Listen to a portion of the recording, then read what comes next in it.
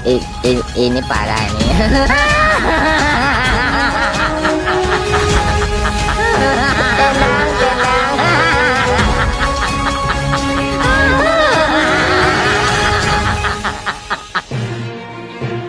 Negeri Sejuta Maling, Yusuf Blegur.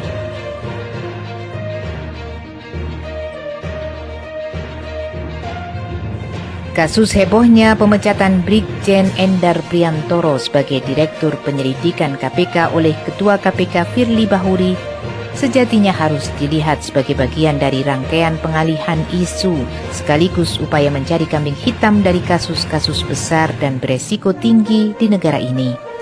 Sama halnya dengan kasus pejabat pajak Alun Trisambodo yang menyeret Sri Mulyani dengan skandal korupsi 347 triliun di Kemenkeu yang berujung seolah-olah konflik antara Mahfud MD dan DPR. Drama konflik Mahfud MD dan DPR seperti ingin menyajikan ada orang baik dan orang jahat, atau ada pahlawan dan pengkhianat di negara yang sebagian besar pemerintahannya berwatak maling. Memang sudah terlalu banyak kebobrokan penyelenggaraan negara yang dilakukan pejabat baik secara personal maupun institusional.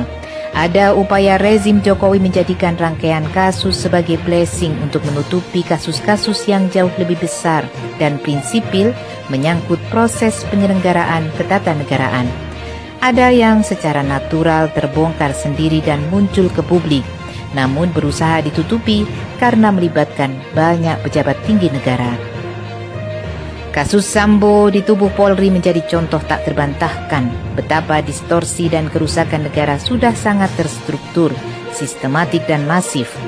Jadi rezim Jokowi sepertinya sedang menuai badai karma dari investasi tiran dan penindasan terhadap rakyat, negara dan bangsa Indonesia.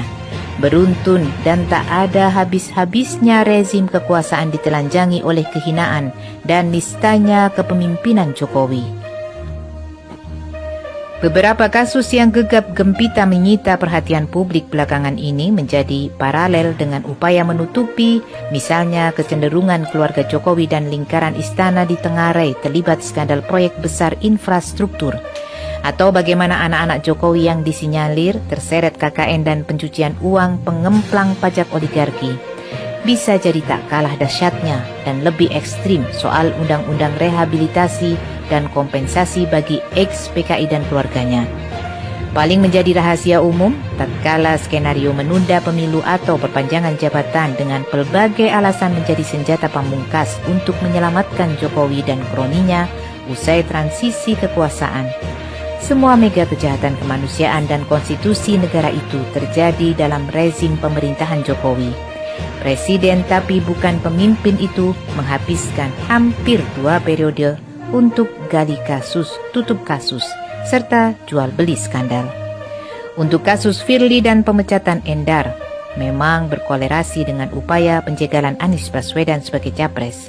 Selain terus mengalihkan isu dan menutupi kasus-kasus vital, menyingkirkan Anies sembari menyelamatkan diri dan keluarga, serta terus melanggengkan kerajaan korupsi dan kebiadaban pemerintahan menjadi citra terbaik rezim boneka hidup.